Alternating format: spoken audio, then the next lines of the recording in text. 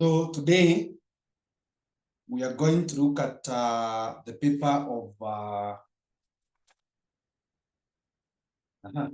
last time we dealt with the paper of April 2023. So today we should look at the paper of December 2022. December 2022. That's what we should focus on today. So the question says that question 1, state 4 characteristics of nonverbal communication. Characteristics of nonverbal communication. Now those ones, we will get them from our topic or lesson number 9. Lesson number 9. You look at our lesson number 9. If you are numbering or you are putting the dates of your lessons, mahali tulisoma nonverbal communication. Nonverbal communication. And where we looked at nonverbal communication, tunaulizwa 4 characteristics of nonverbal communication. So tumesema nonverbal communication, this is any communication that does not involve spoken words. So it has the following characteristics. 1, it is instinctive in nature. Number 1, instinctive in nature. Instinctive in nature. That's the first character. Number 2, tukasema less conscious and less deliberate. It is less conscious and less deliberate. That means that you do it not knowing. It just flows naturally. That's why I told you this is the most honest part of communication of a human being. Number 3 is that it needs skills to be expressed and understood. It needs skills to be expressed and understood. It needs skills to be expressed and to be understood. Number 4 is that it complements verbal communication. Complements verbal communication. It complements verbal communication.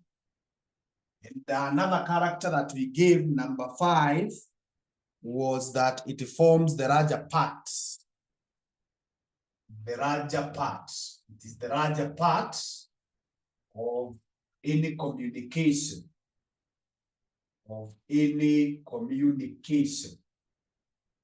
So when we are talking about the characters of nonverbal communication, that is exactly what we mean. That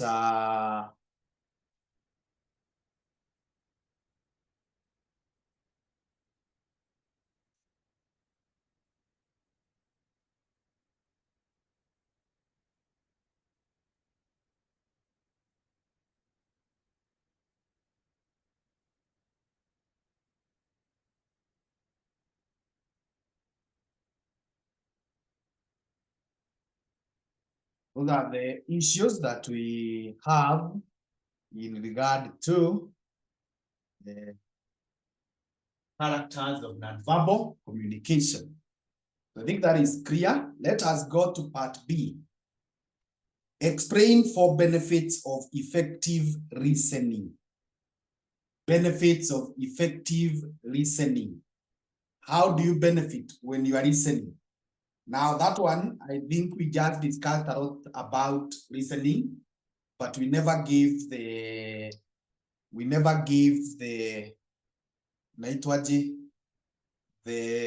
benefits of listening, but we can now state them. 1 is that it builds trust.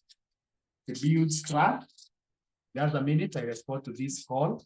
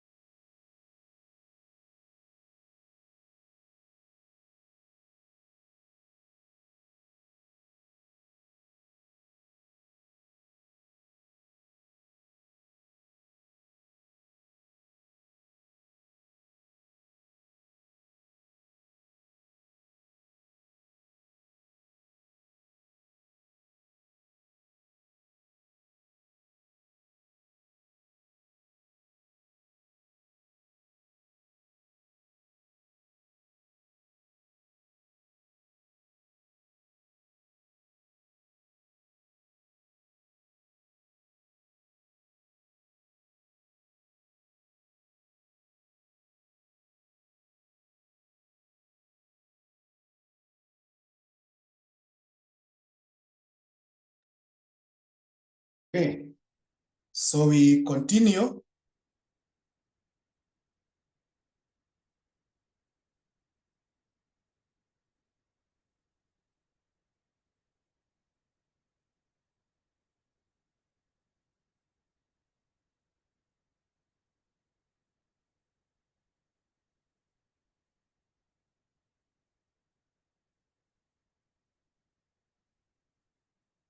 And I was saying, we are looking at the benefits.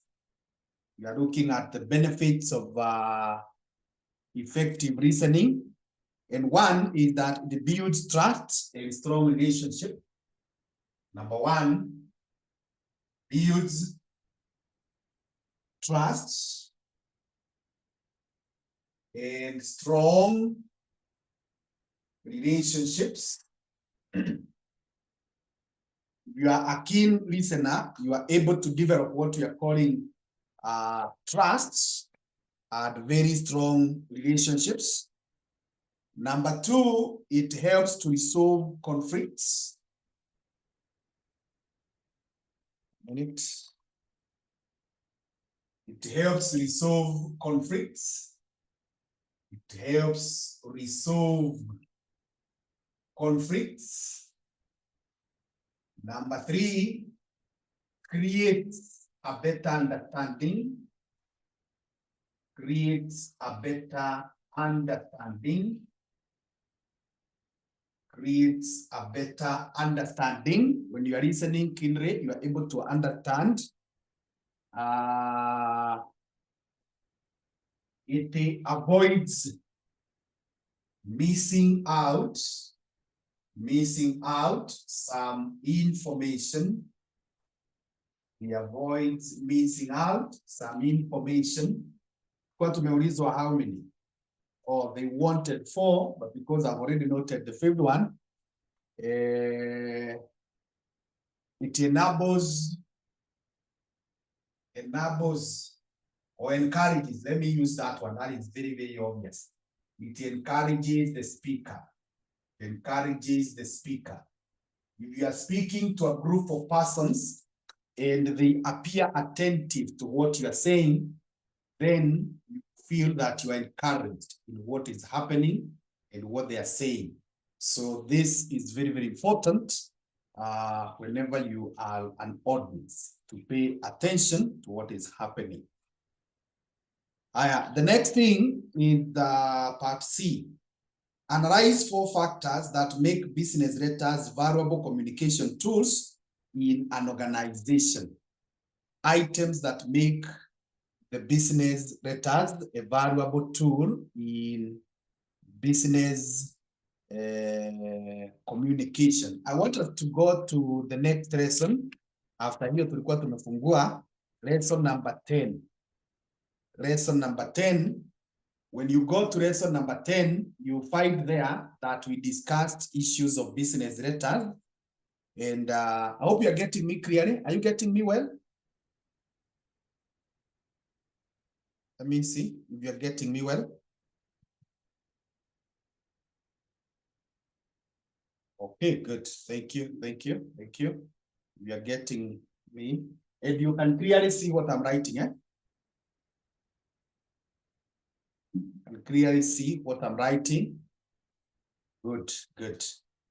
So I'm saying in our lesson number 10, the first thing that we discussed was business letters. And tukasema a business letter is a professional formal letter that is sent by one company to another company and their customers or other external persons or parties for various commercial purposes. A business letter is a valuable communication tool in a company since, number one, it conveys a message. So that is the first reason. One, it conveys a message. Conveys a message. That's point number one, why business letters are important. Number two, provides permanent record for future reference. So we are saying it provides permanent record. Permanent record. Hata ukiweka tu record, permanent record, that is good enough. It provides permanent records, and then it provides the valuable evidence in the event of legal dispute. Valuable evidence. So the business letter will give us what we are calling valuable evidence. Point number 4 from our notes is that it provides an opportunity to build or enhance goodwill of the business. So enhances goodwill. Enhances goodwill.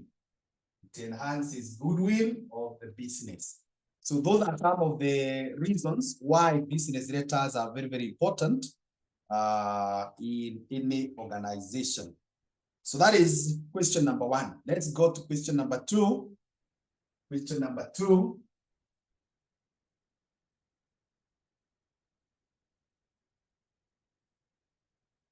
Let us go to question number 2. Question number 2 inasema, outline 4 preparatory duties performed by a secretary before a meeting is convened. 4 preparatory duties performed by a secretary before a meeting is convened. Now that one, you will go to our lesson number 15. Lesson number 15. Lesson number 15. Lesson number 15, ndio wamechomoa hiyo, where we discussed about meetings, tukaongea about functions of meetings, types of meetings, tukatoka hapo tukaongea roles of members in a meeting, roles of a chairperson in a meeting, and then tukaongea about preparation of a meeting. That's where the answer is, preparation of a meeting. So number 1 is create an appropriate agenda. So the first thing is create an appropriate agenda. So you must know what is it that we will be coming to discuss. Create an appropriate agenda. Number 2 is distribute their agendas. Distribute the notice to the intended participants. To the intended participants.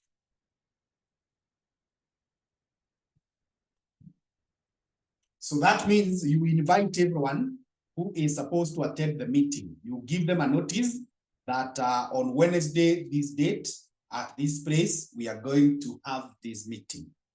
Another one is define the meeting objectives.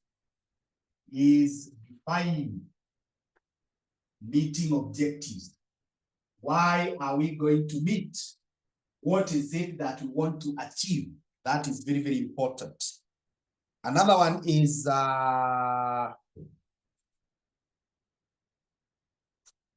choose the right time.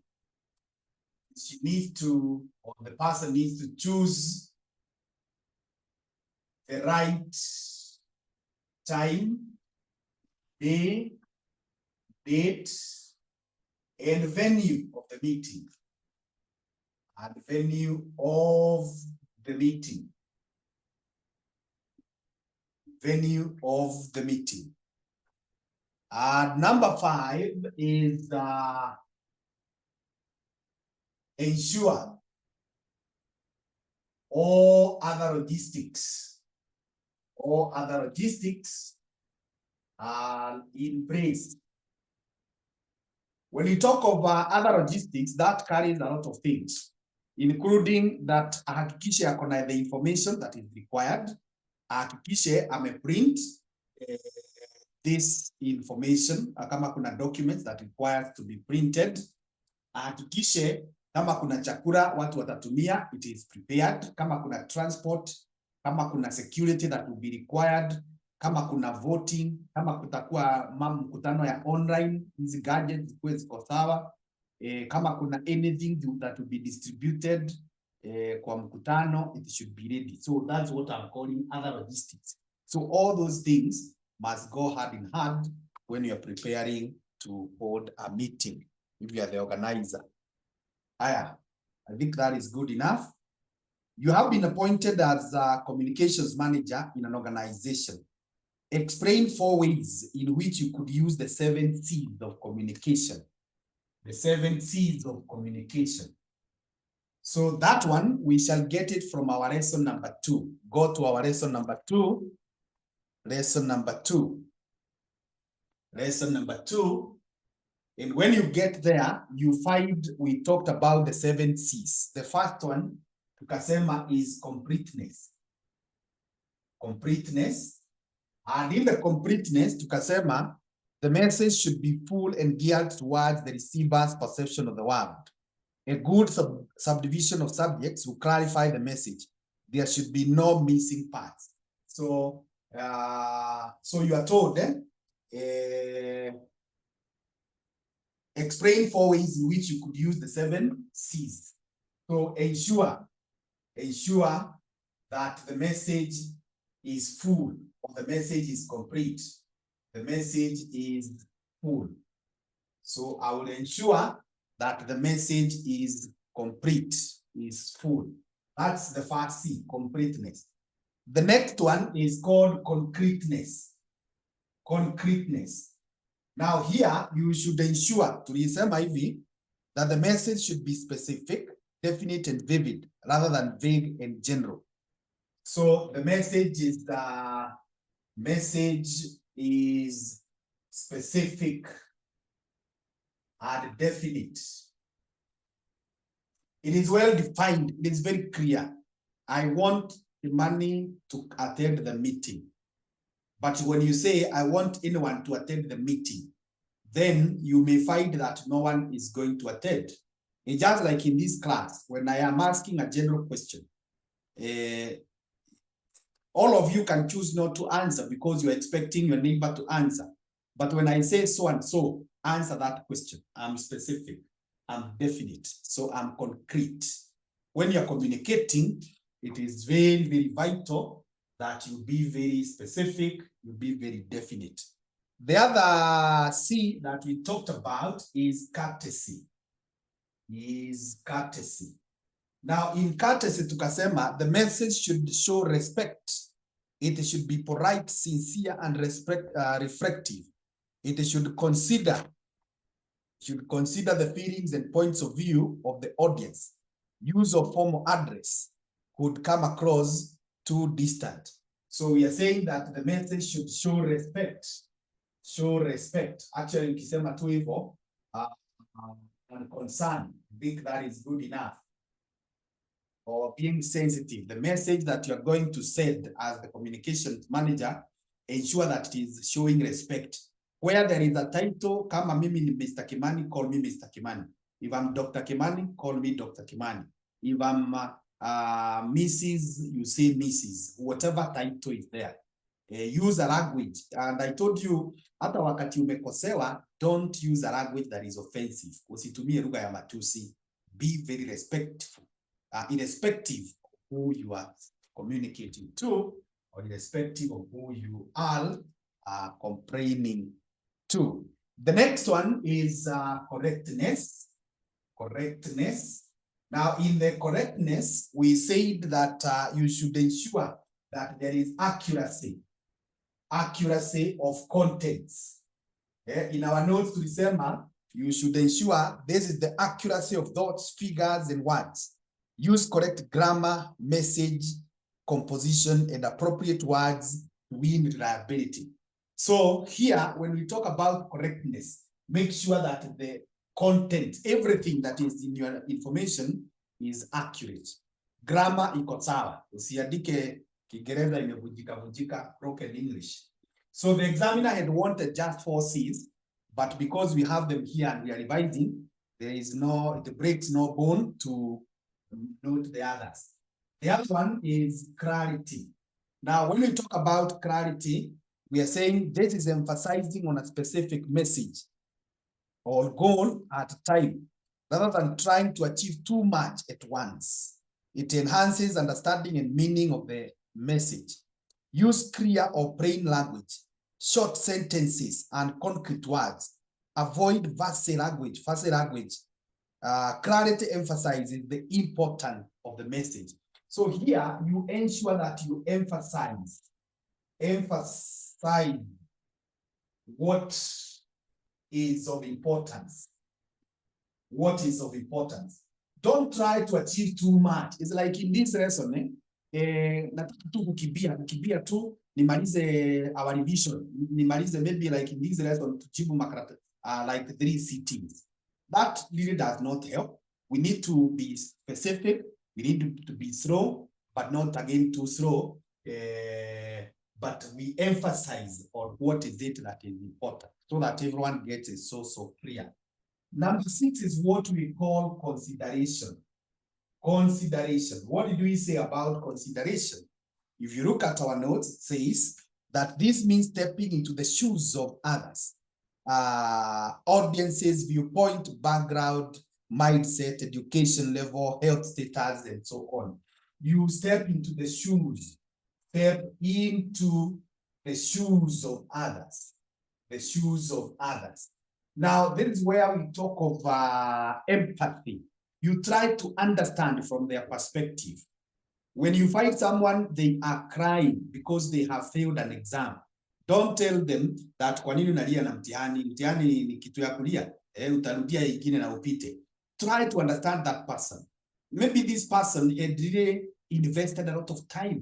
Maybe this was their last attempt.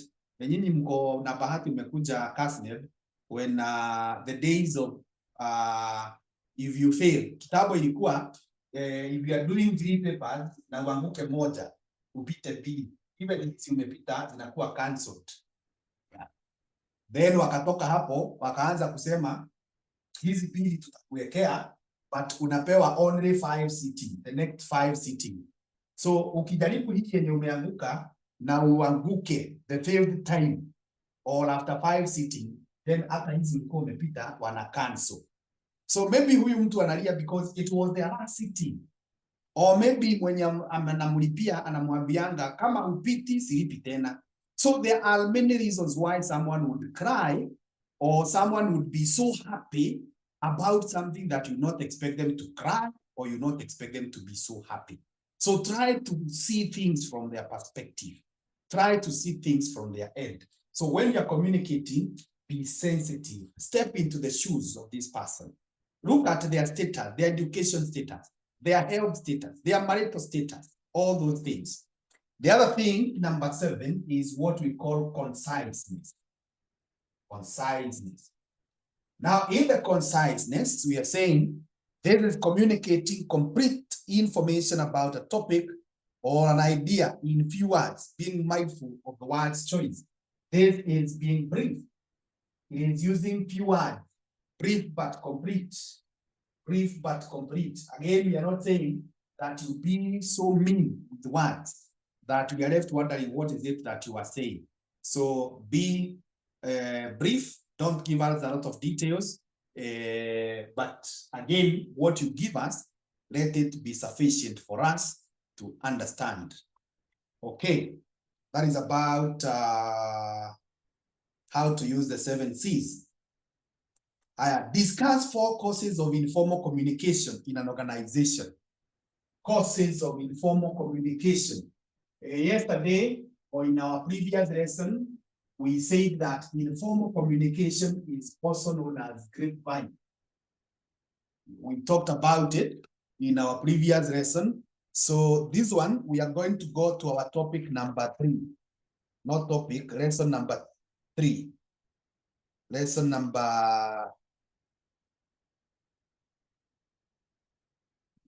3, informal communication. It was, I think, lesson number 2. Just there from topic 1. No, it was lesson number 3. I can confirm is lesson number 3. So, tukasema mambo na informal communication, na juzi tulisema tena that this is communication that flows without following the normal or the formal path. It is information that flows without following the formal path. And it is also known as grapevine communication. We gave the characters, I think, then the advantages. Hiyo swali ya last time ilikuwa inauliza advantages. Sasa hii now inauliza why the grapevine comes up. So if you turn, you'll see reasons why grapevine communication develops. One is emotion of employees. One is emotions of employees. Emotions of employees. So there are those emotions. Someone is feeling insecure, someone is feeling uncertain. So unaanza kupata hiyo moshene hiyo wa 411 naanza kutembea. The other one is peer groups or informal groups. Informal groups, when people are around groups informally, unapatana, the so-called kamokojis, they contribute to the rise of these informal communication. Another one is exceptional information. Exceptional information. Exceptional information. Exceptional information. There is information that is new. Maybe there is a discovery. There is something new that we have come up with. It helps this information to. The other one is the nature of the job itself. Number 4, job itself. So if we find that maybe it's a case of a driver, a secretary, and so on, you find that this information is circulating informally. And then the organizational climate or the climate, the environment or the environment at the workplace. So it determines how people are communicating with each other. So basically, those are some of the reasons why we have informal or we have grapevine communication coming up. So let's now go to question number 3. Question number 3 is saying, highlight 4 characteristics of a good presenter. Characteristics of a good presenter. Characteristics of a good presenter. Now that one, we shall get it from our lesson number 13. So kibia kwa your notes, lesson number 13. Lesson number 13. Na kwa hiyo lesson number 13 ni mahali tulisoma public speaking and presentation. Public speaking and presentation. That's what we discussed, or the first thing we discussed in that lesson. Public speaking and presentation. And the examiner here is asking to give us or us to give 4 characters of a good presenter.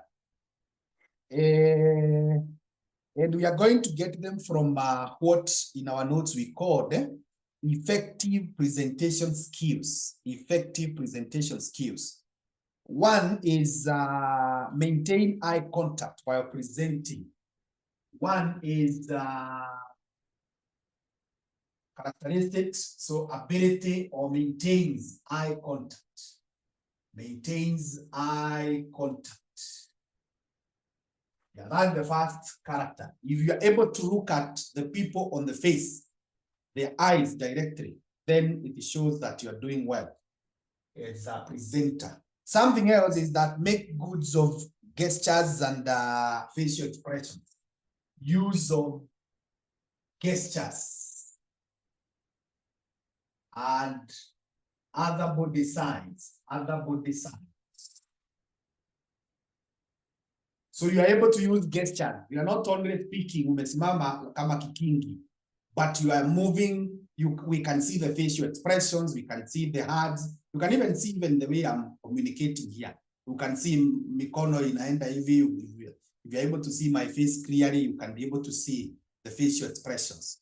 So that is a very, very important character of a presenter. Something else that you notice there is that they avoid distractions. Avoid distractions. So when you are making a presentation, there are some people maybe who are making noise. There are some people who are passing or something else is happening. Don't be so much disrupted.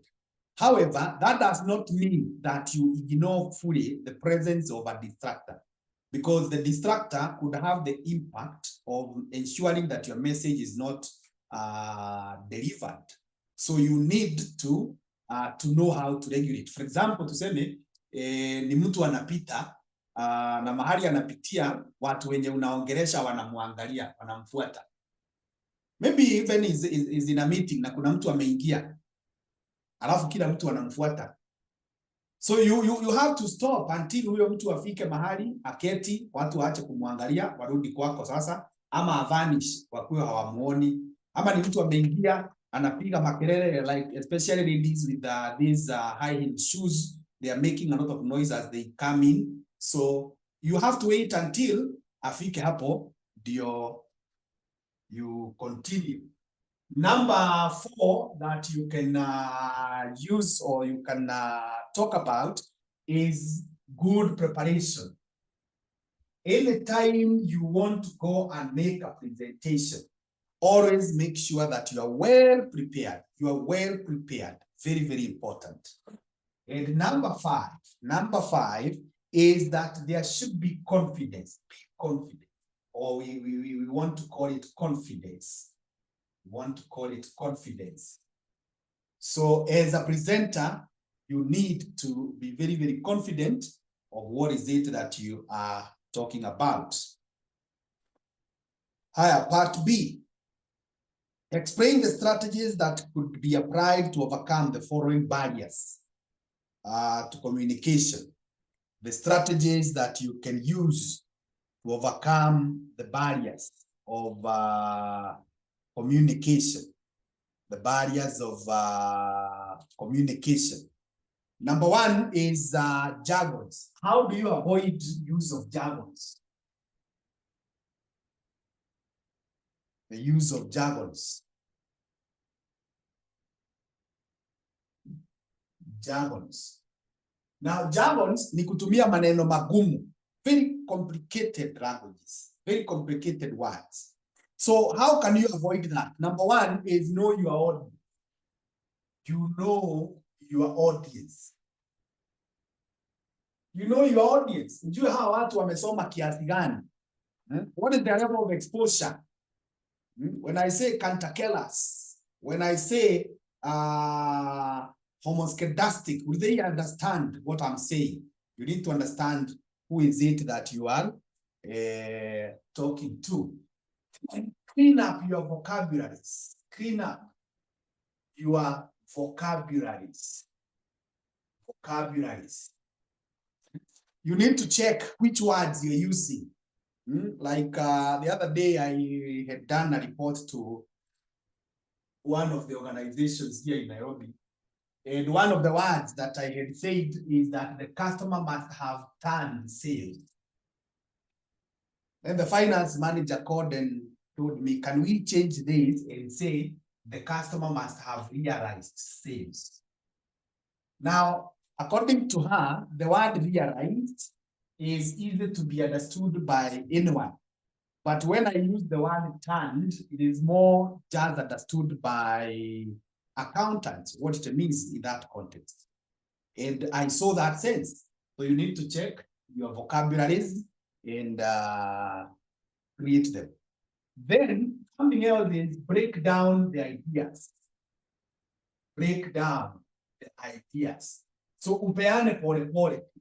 Kidogo. Don't compact everything at once. Kuja tu pole pole, one at a time. It helps you in overcoming the barrier of jargons. The other one is the perception. Perception ni venye unaona huyo mtu mwingine. And more so when you see them in the bad light. Unasema huyu ni msichana. What can a girl tell me? This is a boy. What can a boy tell me? This is a young person. What can they say?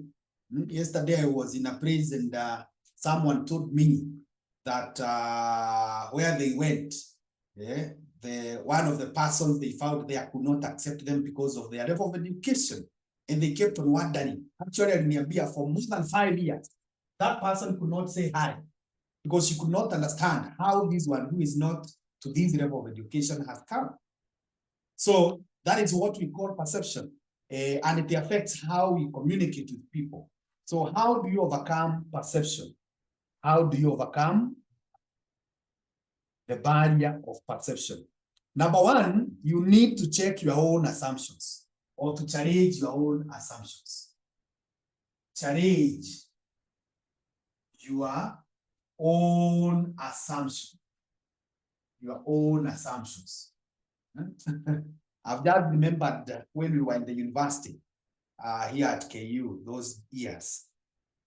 Myself and some other friends, we went to visit another friend of ours, a lady friend, in one of the hostels. And we were like a group of 5. And in our group, there was, and with all due respect, there was a Mukulino, one of our friends who had a turban. Now, when we went to that room, one of the ladies that we found there really got surprised that there is a Mukulino in a hostel, in a university. And she could not hide her surprise. She said, I cannot be in a room where there is a Mukulino. Wow, how? You cannot even be a student in KU. And she became so furious that she had to leave that room. So furious that she had to leave that room.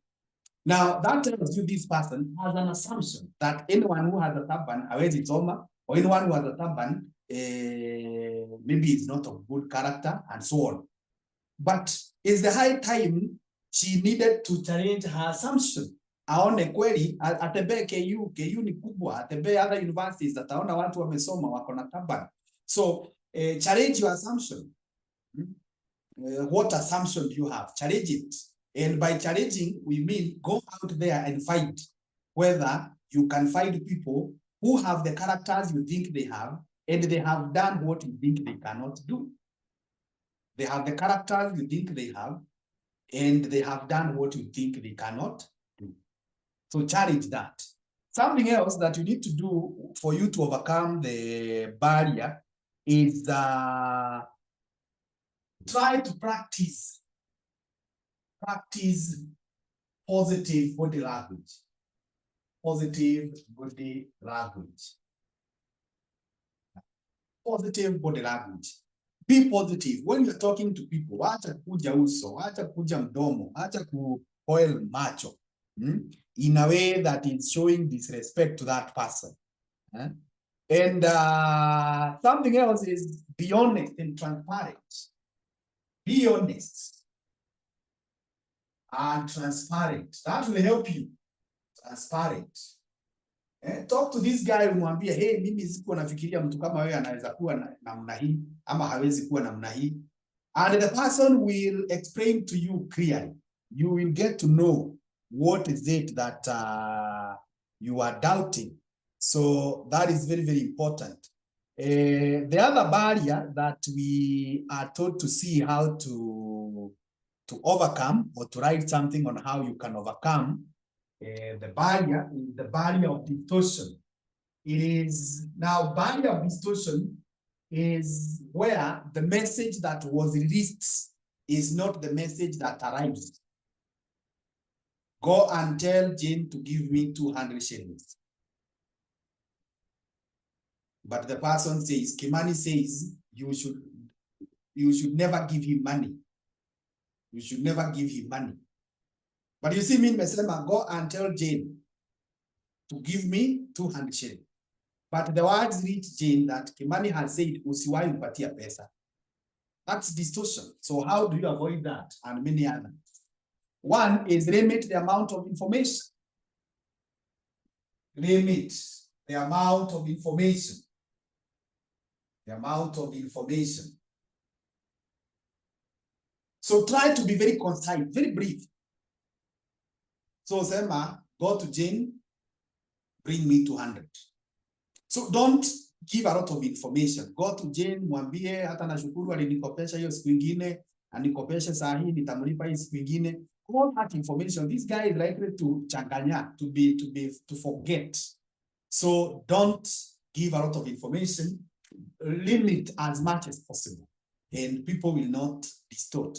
Something else is avoid using abstract words.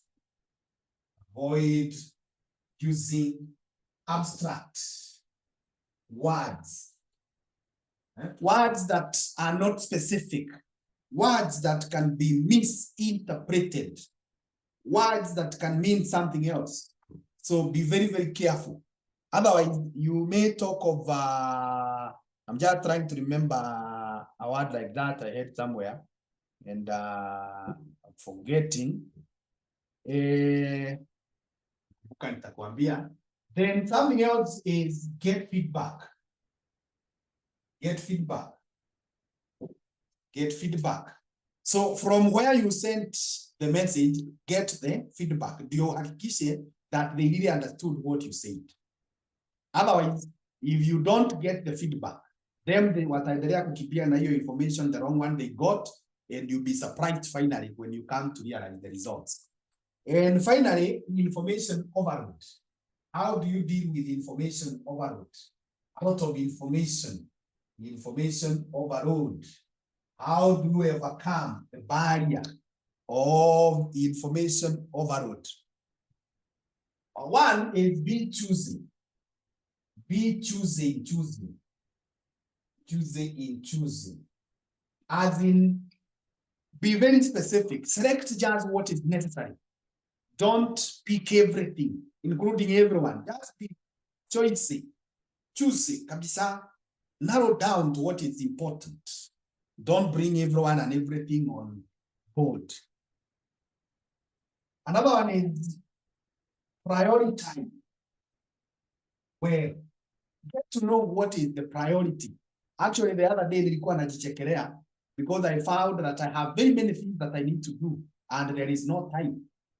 And those things bring stress. And the reason is simply I have not prioritized. What did I do? I came up with a timetable. Nikasema Tuesday nitakuwa nafanya hii, Thursday nafanya hii, Wednesday hii. And that has solved my problems. I'm not now overloaded. Because when you are overloaded, unajaribu kukimbia hapa, kudili na hii, you cannot. It is like, sasa wewe, saa hii, unataka usome law, na usome communication skills, na usome FA within 1 hour, or within 1 day, na umalize hiyo kitabu. It is not possible. You will overload yourself. So prioritize well. And then, put time limits. Put time limits. Yeah.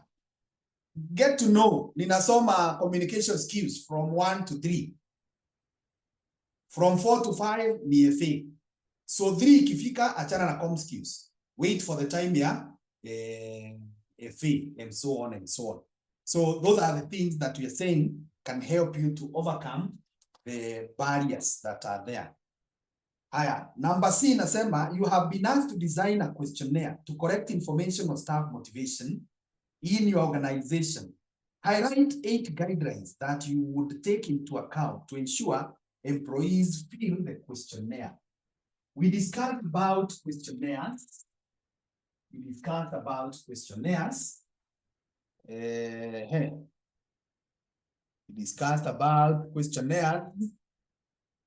If you peruse your notes, I don't know, one sequence may identify to using topic what, mean lesson gani, but we discussed, let me track it.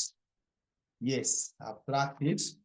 It was discussed in lesson 11, lesson number 11, where we discussed about memorandum.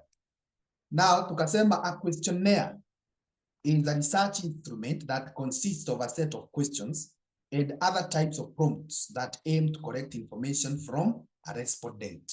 That's what we call a questionnaire. Sasa examiner hapa anakuuliza, what is it that you need to do? What is it that you need to do so that this guy can answer your questions well? Now, in answering that question, you can get your answers from what we called characters of a good questionnaire. Characters of a good questionnaire. Then you can also get it in steps in developing a questionnaire. But I wish to summarize for you from there. You can get them, you can get those answers from the characters and from the steps. But just to ensure that people answer your questions, number 1 is make your subject interesting.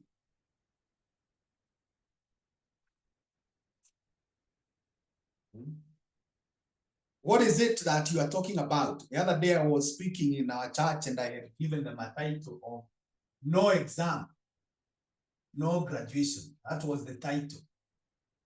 And guys were curious. What is it that this person wants to say? Nasema no exam, no graduation. No exam, no graduation. Then unaongea, they are still waiting to hear that hakuna mtihani, hakuna graduation. Then finally after umemaliza ndio unawaambia no wonder I say that if you don't do this, you will not get this. No exam, no graduation. So put it in a way that it is attracting, it's attracting the attention of the people. Number 2 is greet the recipient. Greet the respondent. Let's put it that way. You cannot come to my office and you expect me to answer your questions in a questionnaire which has maybe 3 or 4 pages. Na unakuja tu unaniletea hujanisalimia. You need to create a rapport. Very, very important. Another one is explain your visit. Explain your visit or your call. Kwa nini umenipigia simu? You need to tell me nimekupigia simu, nataka kujua maoni yako kuhusu the cost of living, kuhusu venye serikali inaendeshwa, kuhusu mambo ya CBC, and so on and so on. So let people get to know what is it that you want to know from the information you have come to gather from them. Another one is offer an incentive. Offer an incentive. Let people know that there is something that you are getting. A very perfect example is what we are all hearing about, the World Coin. The World Coin. I'm told this company called AI, they deal with artificial intelligence. They are gathering data. And from very unreliable sources, I'm told they want to make a robot. They may want to make a robot that has even eyes that can see like we see. So they are collecting that information. And so it's like they are doing questionnaires, and they also want to come up with a method of identification, a unique way of identifying everyone in the world. Other than the biometrics, you already have the biometrics. So they now wanted to use the details of them. So they want to try that. They want to try that. So how do they get the data? You offer an incentive. So hawa jamaa walikuwa wanaahidiwa 7,000. I remember that day I was going to school na nikapitia hapo KICC. The queues were long. Watu walikuwa wamejaa hapo simply because wameambiwa kuna 7K. They don't even want to care what are the implications. So when you tell people nataka unijazie hii questionnaire na ninakulipa 200 ama nakupea 1,000 ama nakubaia mkate, whatever it is, it really helps people to answer your questions. Another one is inform them. Inform about the rent. About the rent. What you mean by that is tell the person, I'm giving you this questionnaire, and the questionnaire has 100 questions, which are in 5 pages. That helps to prepare the person, as opposed to where unamrushia tu hiyo karatasi. Sasa yeye akijaza page 1 akifikiria amemaliza, anapata page 1 iko na 10 questions. Kumbe kuna other pages, 9 more pages. Iko na each 10 to make 100. Huyo mtu ataboeka. Na utaona amekwambia I was actually leaving the office, or I was actually at the middle of doing something else. Na atachana na kazi yako. But when you have prepared the person in advance, it really helps in ensuring that they answer your questionnaire. Something else is avoid offensive questions. Avoid offensive questions or irritating. Like when you're asking about, maybe you are collecting data on something like HIV/AIDS. That's what you're collecting data. You cannot ask a person, why did you do a naked sex? Now, that is irritating. Huyu mtu already ni mgonjwa. So why are you asking that question? It is offensive. Or maybe you are collecting data on marital status. Why did your husband beat you? Why did your wife beat you? Those are questions that are already irritating. Maybe you are collecting issues to do with health. Why were you taking a lot of sugar now that you have diabetes? So those questions are offensive. You need to avoid them if you want people to maybe badala ya kumuuliza why were you taking a lot of sugar, you can ask them, do you think you are taking more sugar? That appears friendly. Or what can you say about the amount of sugar that you are taking? Yeah. Something else is when they have filled the whatever the document, thank the respondent. Thank the respondent. Akisha kujazia hiyo document, even before amalize, mwambie asanti kwa kukubali. Asanti, naona unaendelea tu. Asanti. Keep on appreciating. Something else is self-feedback.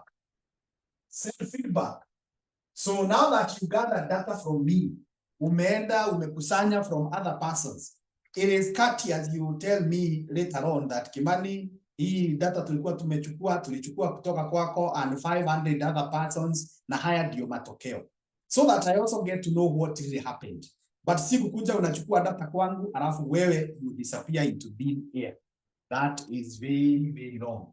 So those are some of the things, and I know you people, if you have not completed your degree, you will be coming across the mambo ya dataring. You'll be doing projects. In one of the chapters, one of the things in a project is data collection. So if you shall be using primary data in a project, these are some of the things that will help you in ensuring that your data is collected in a very effective and successful way. Good. Tunasonga tu. Sasa tuko wapi? That was question 3C. Let's go to question 4A. Explain the meaning of the term ethical communication. That is our last lesson. The last lesson. The last lesson, that is when we discussed about ethical communication. In our other paper, yenye tulijibu juzi, we also talked about these ethics. You can see the topics, the way they are being repeated. So, ukikuwa umefika hapo kwa lesson number 20, tunasema ethics refers to a set of rules that describes an acceptable conduct in society. That's what we said ethics are. It's a set of rules that describe how people should behave in a society in a way that is acceptable, in a way that is okay, in a way that is not offensive to anyone. But in terms of ethical communication, you can write this, that ethical communication refers to ethical communication refers to the passing of information. The passing of information. The passing of information refers to the passing of information between two parties. Between two parties in a manner that is accurate, in a manner that is accurate, in a manner that is accurate, truthful and acceptable. Truthful and acceptable. Acceptable. You know, in this country, we have one man who is known as truthful. Do you know the man? If you know the man who describes himself as truthful.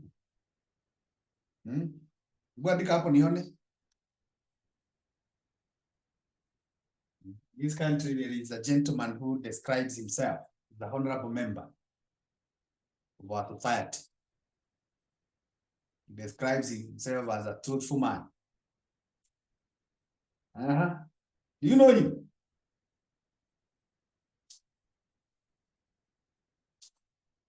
Hey, you people, you don't follow politics. Okay, next time you hear about it, you will know, you will remember what I'm saying. So that is what we call ethical communication. It refers to the passing of information between parties in a manner that is accurate, truthful, and acceptable. The key word here is acceptable. Yeah. Venye unaniongelesha is the way that I accept it, and I will be in a position to respond to you. Actually, in most of the places, most of the cases when people are in a conflict, you will always hear one saying that wewe venye uliniongelesha, that is what it can mean, and that's why I responded this way. That means I did not accept the way you are communicating to me. So you need to communicate in a way that is acceptable, in a way that is truthful, in a way that is accurate. Haya, twende kwa huyo mwingine. Huyo mwingine tunaulizwa nini? Discuss 4 reasons why ethical communication is essential. Reasons why ethical communication is essential in an organization. Now hapa kwa our topic, lesson number 20, we discussed about the roles of ethical communication in an organization. And tukasema number 1, it builds positive culture. It builds positive corporate culture. It builds positive corporate culture.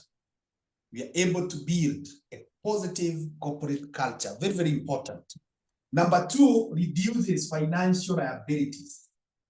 Reduces financial liabilities. Hakuna mambo ya kushinda tukistakiwa, kupelekwa kotini, kupigwa fines, those kind of things. They are not there. Another one is that it boosts customer confidence. It boosts customer or consumer confidence. The customers who deal with us, they are very, very confident of what is it that we are doing. It builds the confidence, and then it enhances teamwork. It enhances teamwork. It enhances teamwork. So the examiner had wanted 4 reasons. So those are 4, but from our notes you can see we have others, like we said. It respects privacy and confidentiality, and it helps people to accept responsibility.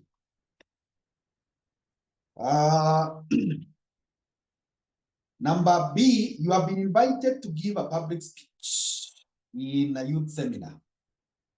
Analyze 5 techniques you could use to arouse the audience at the introduction stage. Yeah. How do you ensure that you capture the audience? Now this one, you get it from our lesson number 13. Lesson number 13, ukikibia kwa lesson number 13, mahali tuliongea about public speaking and presentation. Public speaking and presentation. Public speaking and presentation. And in that place, tukaongea about audience analysis hapo chini. And in the audience analysis, we gave 3 factors to consider. And in the factor number 3, tukasema, factors for getting and maintaining attention, audience attention, such as, yeah, those are the things, those are the answers to this. Number 1 is describe a scene. You describe a scene or a character. Una describe kitu or a situation, which is at times not even related to what you're talking about. Number 2 is you tell a story. Even before you say, I'm Kimani, nimekuja kuongea hii na hii, you just come there and say, a story is told, or once upon a time in a particular village. So people will wish to know, what is this? Another one is share personal experience. Share a personal experience. Personal experience. I always hear some people when they go to some places, they say, like now a person like me, when I'm invited to go and speak to the youth, I say, my presence here reminds me of the days when I was a youth.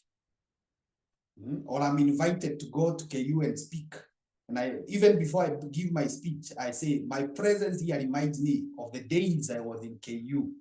I would move from one hostel, Kilimaboko, to Nyayo, if you have been to KU. So you start telling the personal experience, and this connects you to the people that you are talking to. Something else is relate to a recent event. You relate to a recent event.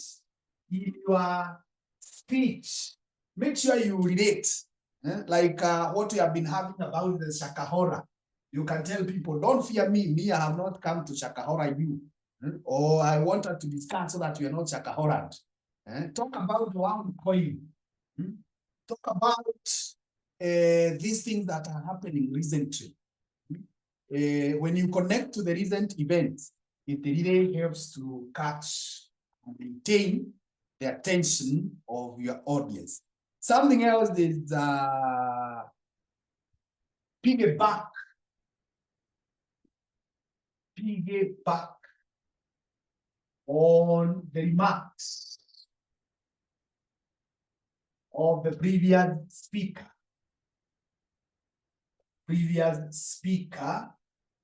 Or speakers. That means you want to note or to reference what the other person has said. It shows that you are connected to that person. It shows that you respect. Don't come and rubbish what the others have said. We once taught with another teacher somewhere, and it happened that there was a teacher who had been given to teach a class called auditing. And that teacher taught for 2 weeks. He could not continue. So my friend took over the class. And when he came in, akaambia wanafunzi, threw away all those notes that you had written. Now, when you tell people throw away or ignore all what was said previously, you never know how many people in that audience liked that teacher, liked that speaker. Now that number will obviously lose you. So seek to recognize. I always like it when they, like what I see with the current president, Ruto, when he goes to Nyanza. One of the things we do very quickly is to recognize Raila Odinga, even if he's not there. We know that at times they are not reading from the same page, but when he goes to a function in Nyanza, he says, hata mheshimiwa anajua hii maneno, hata amesema hii na hii. So that connects you. Otherwise, if you don't recognize those who have been ahead of you, it must be very, very, very difficult. Something else is show a comparing visual. Show a comparing visual. If you are using a visual aid, kama ni graph, ama ni picture, ama ni what, come up with something that is comparing. And ask questions, build suspense. I think those are things that we discussed. Let me not get into a lot of them. Okay, let's go to question number 5. Question number 5 inasema, highlight 5 factors that could be considered when designing a brochure for an organization. We talked about the business letter, the business documents, and we did not talk so much about the design, but these are things that are general. If you are told to design a flyer for a business or a business card, what are some of the factors that you need to consider? One is the purpose. Why are you making the brochure? Ni ya kuweka pale kwa front office, ama ni ya kuenda kupeana huko kwa marketing nje? What is the purpose? What message do you want to communicate? The other thing that you need to look at is the quality that is required. The quality. Like the person who had just called me when I was in this class, we are talking of her printing for us some documents. So she's insisting on this quality, we are insisting on this quality. So you need to look at what is the quality. Another one is the what? The time available. The time available. So do we have time that is available? Number 3 or number 4 is the cost implication. How much will it cost you? How much will it cost you? And closely related to this quality, it has to do with the durability. Durability. And also closely related to that is the content. what is it that you want to be contained, content. So when you're designing a brochure, those are some of the factors you need to bring on board. We are talking of purpose, quality, time, cost, durability, content, and so on and so on.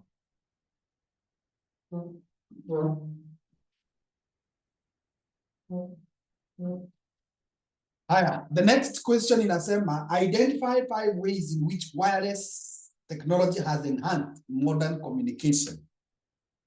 Wireless. Tulisoma hiyo maneno. Let me see in our notes. Tulisoma wapi? Tulisoma hiyo mambo juzi, si kitabo. Wakati tulikuwa tunaongea about the wireless gadgets. The wireless gadgets. Let me see, tulisoma lesson gani? Where did we still? This was in lesson number 19.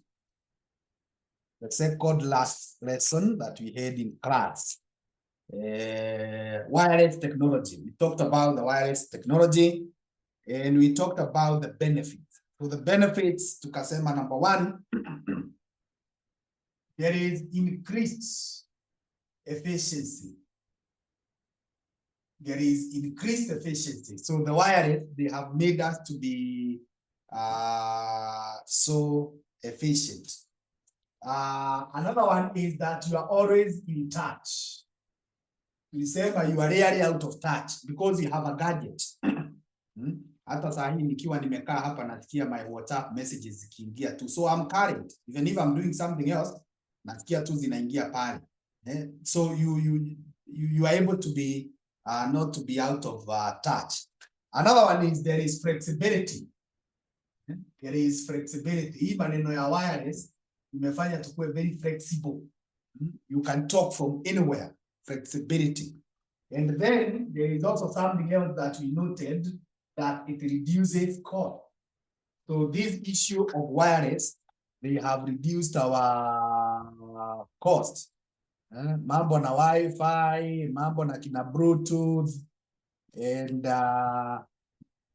something else is that there is entertainment. Entertainment has been enhanced. I normally see, even when we are in a matatu or a public place, naona mtu tu anacheka peke yake, they have maybe the earphones or whatever gadgets, they are listening to music or they are watching a video, a comedy through wireless, and people are entertained. The cost of entertainment, the hassles, they have really come down. Something else is that there is the issue of security, home security. The home security or just security issues, they have really been enhanced. We all know about maneno ya CCTV. People are installing the CCTV. People are installing these gadgets even to track their vehicles. If you have given out your vehicle to someone, you can be able to track it. 5 factors that might be considered when communicating with people from different cultures. When you are communicating with people from different cultures, hiyo tulisoma kwa lesson number 5. Kienda kwa lesson number 5, tulisoma mambo na cross-cultural communication. Cross-cultural communication. Tukasema, examiner anauliza factors that you need to consider. And one of them is interpretation of time. When you are doing cross-cultural, is interpretation of time. Where we are saying about punctuality. There are people who believe that you have to go strictly by the watch. Tukisema tunapatana saa 10, ni saa 10 exactly. Na kuna wengine, you know, African, we say, nikikwambia saa 10, then saa 10 ni saa 12. Nikisema tunaanza mkutano 9, even by 11, someone is coming and they are claiming they are not late. Something else is interpretation of space. Nakwambia, you need to see interpretation of space. How do you bridge the space? Na ndio nikakwambia kuna wale wanaamini kusalimiana kwa mkono, kuna wale hawaamini Kuna wale wanaamini kuhagiana, kuna wale hawaamini. That is about space.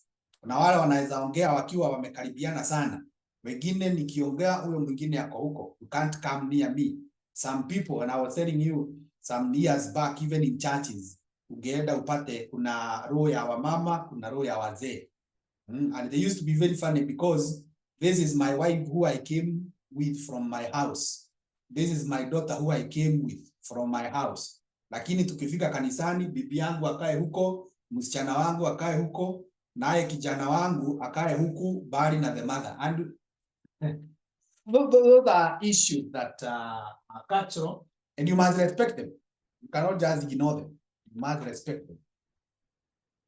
Number 3 that you need to consider, according to our notes, is what we call the cultural identity.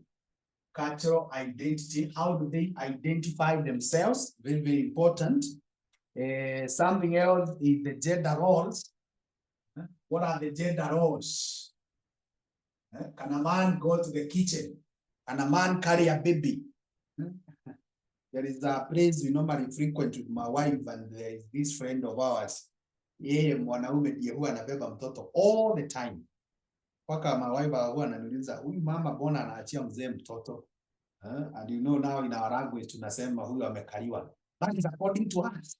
But according to them, their culture, it is acceptable.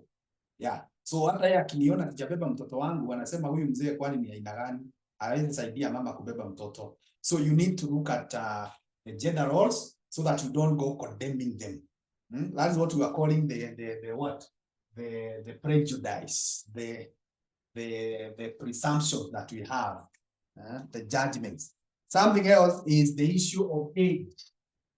You need to look at the age.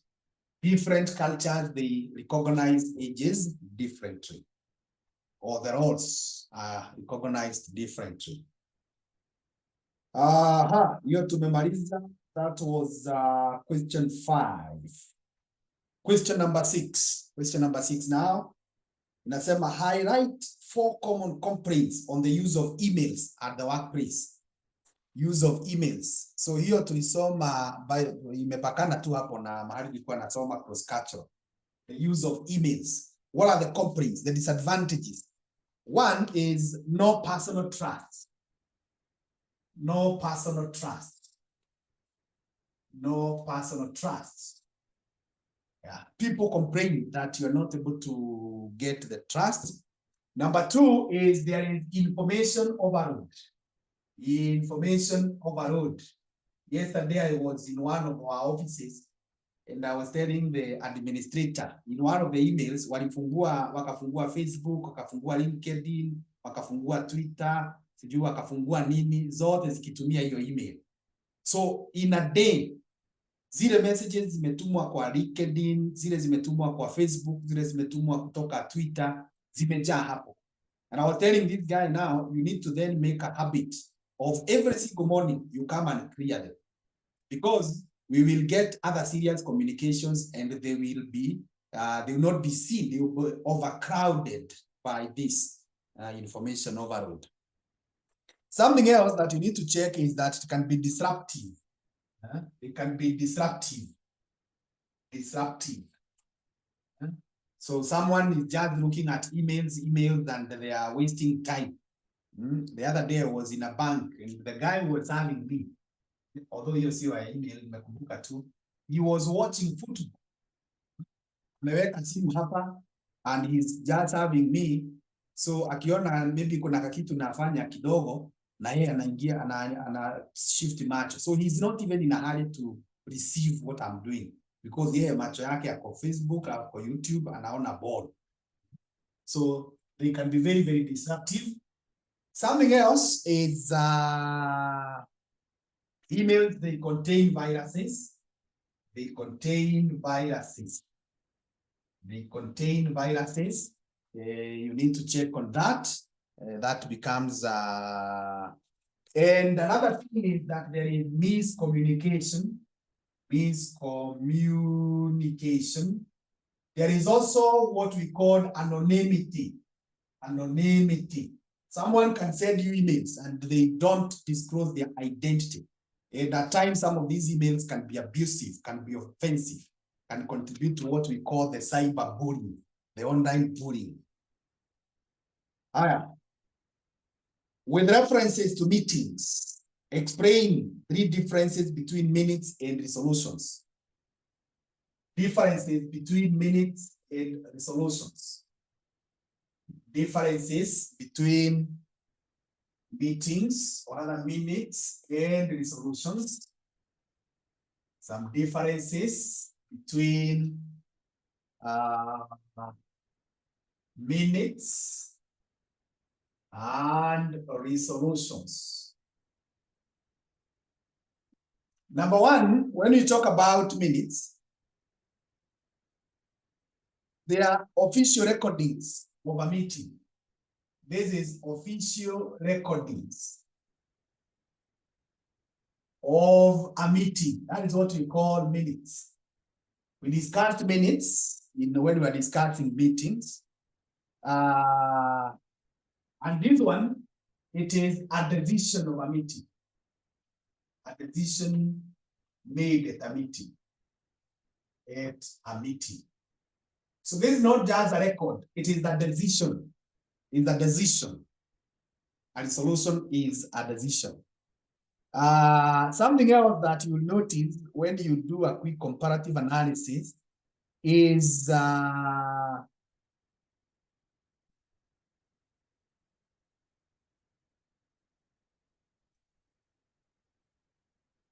are prepared. This one, they are prepared after the meeting. After the meeting. The minutes are prepared after the meeting. And you just noted some points. That's why Kitabo, we used to have secretaries who be taught something they used to call shorthand. Shorthand used to be a very fast way of writing. When someone is speaking, you can even write all their words. And this course used to be studied even at the university level. Do you come as squeeze or not? That's when you hear someone saying, my typing speed is 80 words per minute or 60 words per minute. So that person can type as I speak and capture every single word that I'm speaking. But this one is written at the time of the meeting. Written at the time of the meeting. So resolution, haugoji mkutano ishe, ndio uende ukaandike baadaye ati iliamuliwa namna hii. No, you write there and there. This is what was agreed. And so requires to do this and this. Something else is that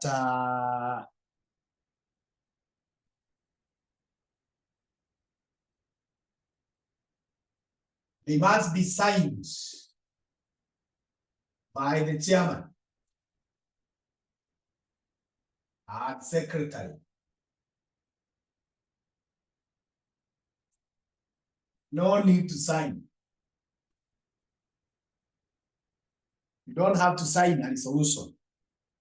Yeah, I think we have given those are enough. Then number 2, discuss 5 strategies that could be applied in an organization to overcome barriers associated with ineffective meetings.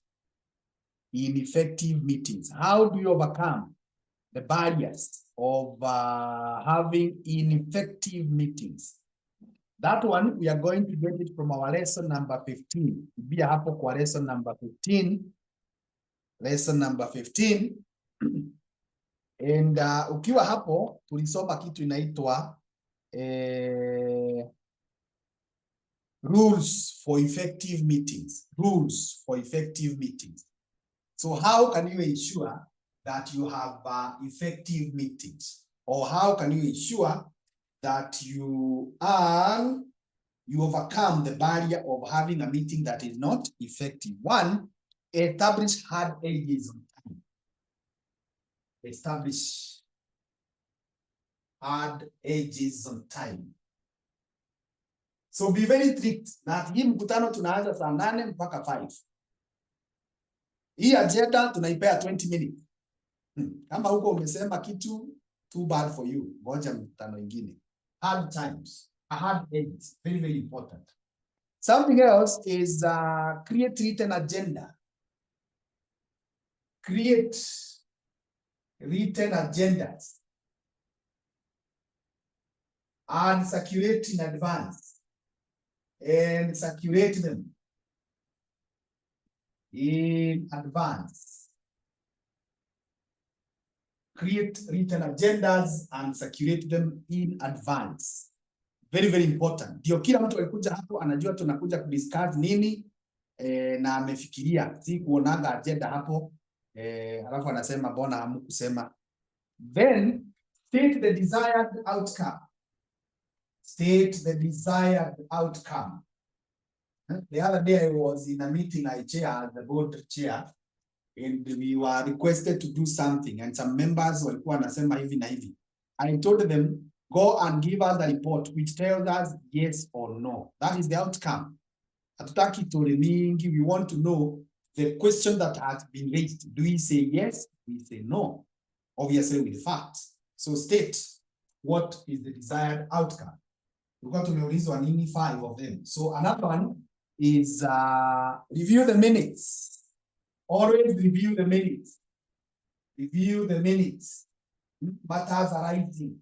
Nasema last time tulikuwa hapa tukasema Kimani ufanye hivi. Tukasema wewe uende ufanye hivi. Tukasema wewe ufanye hivi. Have you done that? So review that. Ndio ukipata again also last week but one I had gone to make a presentation somewhere and the meeting was supposed to begin at 9. So I was there in their offices at 9. And according to the agenda, my agenda was to be discussed at around 10:30. So mimi nikaambiwa ningoje kwanza nje. Then the CEO and the HODs wakaingia kwa hiyo mkutano. They were to discuss the first agenda. But by around 9:20, the meeting was disbanded.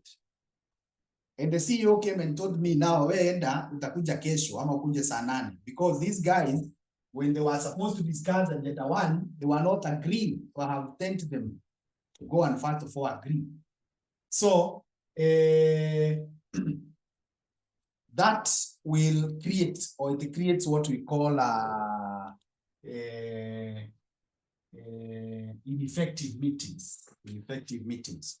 The other thing is clarify action points. You need to clarify action points. These guys that were sent out, maybe they were not very sure of what was expected of them. But also wakati waliambiwa hii mkutano tunasimamisha, go and agree on this and this, come with one document. Lakini si chairman anasema hivi and you are part of the committee, unasimama kupinga. Unasema hatukusema hivyo. Go first of all, agree, keep your house in order, then you come. So those are some of the things that we need to observe.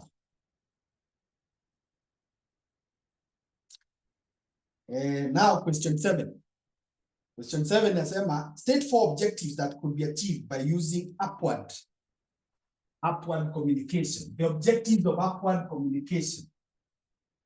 Upward communication. Communication that is coming from the lower level to the higher levels. What are the objectives? Number 1 is feedback. They provide feedback. That's one of the things that you will notice with these meetings. Number 2, they provide suggestions. They give suggestions. Number 3 is they relay emotions. They relay, but they are able to tell us what are the emotions. Mambo kwa ground, watu wanasema nini? Watu wanasema nini? Vijana wamefurahia, jeshi imefurahi huku chini ama they are complaining.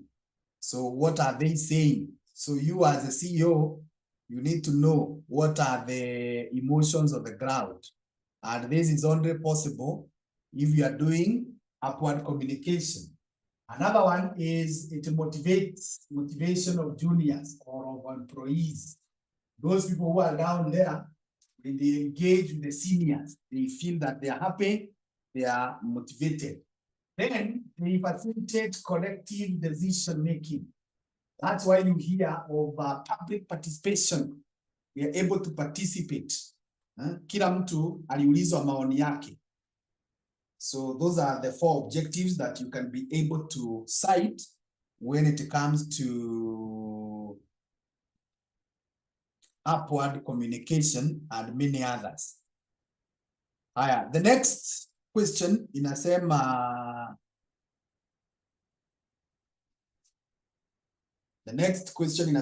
highlight 5 factors that might be considered when replying a request for credit from a loyal customer.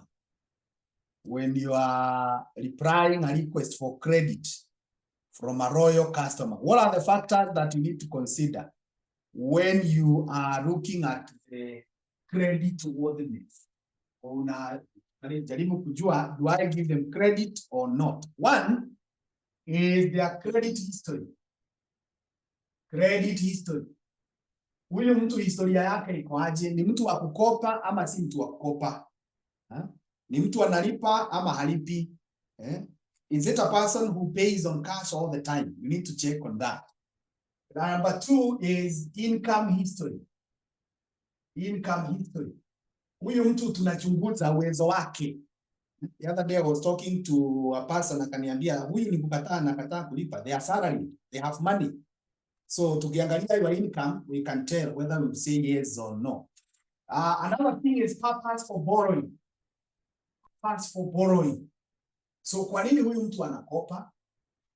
Is it a basic need? Ni chakula, hana chakula, ama ni soda tu anataka akope akunywe tu ajivijali? Now, mtu anakopa soda is not like mtu anakopa unga. What is the purpose of that? Something else is ability to pay. What tumeulizwa how many factors? Another one is the ability to pay. So, and this one, we would talk about the willingness. Because you may have the ability in terms of the money, you need to akona pesa, but they are not willing to pay. Something else is the character of the person. The character. Huyu tabia zake ziko namna gani? And that's why you will never be given a credit facility anywhere without guarantors. People who know you, people who can say huyu mtu hata mkimpea hii pesa hata toroka nayo karibu. So your character or the character of that person should be considered. Outline 5 uses of bullets in a business letter. Uses of bullets. Bullets ni hutu to dots hivo. What are the uses? What are the uses? One, they help us in numbering. They help us in numbering the points that we are bringing out. They bring clarity. They bring clarity. They also help us to be consistent. Consistency. The bullets, when we use them, they help us to... Another one is accuracy. You can be able to check the accuracy. And what we call the flow. The flow, the logical flow of information. When you use bullets. And they enhance understanding. Enhance understanding. Someone is following our information and it's well pangued. There is a word like that. They are able to understand clearly what we are saying. And finally, we are told summarize 6 factors that might be put into consideration when writing a business report. Factors that you need to put into consideration when you are writing a business report. These ones, there are very, very many factors that you need to put into consideration. And one is objectivity. Objectivity. Ensure that you are writing a report that is objective. Don't bring emotions. Don't bring suggestions. Give us facts. Be objective. Number 2 is accuracy of facts. Accuracy of facts. Tell us exactly the figures as they are. Capture them correctly. Don't use erroneous figures. Another one is order, or the orderly arrangement. The orderly arrangement. The orderly arrangement, very, very important. Orderly arrangement, very, very important. Something else that we need to have. Something else that we need to have is what we call specific structure. Specific structure. Let us have the format, what we call the pre-designed format. Inajulikana report kwa hii kampuni, this is how it's written. Then you must ensure that there is relevance. The report that you are writing is relevant. Don't give me a report that is not making sense to me, that I do not need to look at. Something else is the correctness, closely related to accuracy of facts. Facts maybe would be accurate. You are capturing as you are told. But what you are told, is it the correct position? Is it the correct? Ni kweli Kimani alikuwa hapa. But was he coming to teach, or he had come to do something else? So the fact could be true, could be accurate that I was here. But is it correct that I had come to teach, or I had come to do other things? So those are things you need to rectify. Something else that you need to check on is reader orientation. Reader orientation.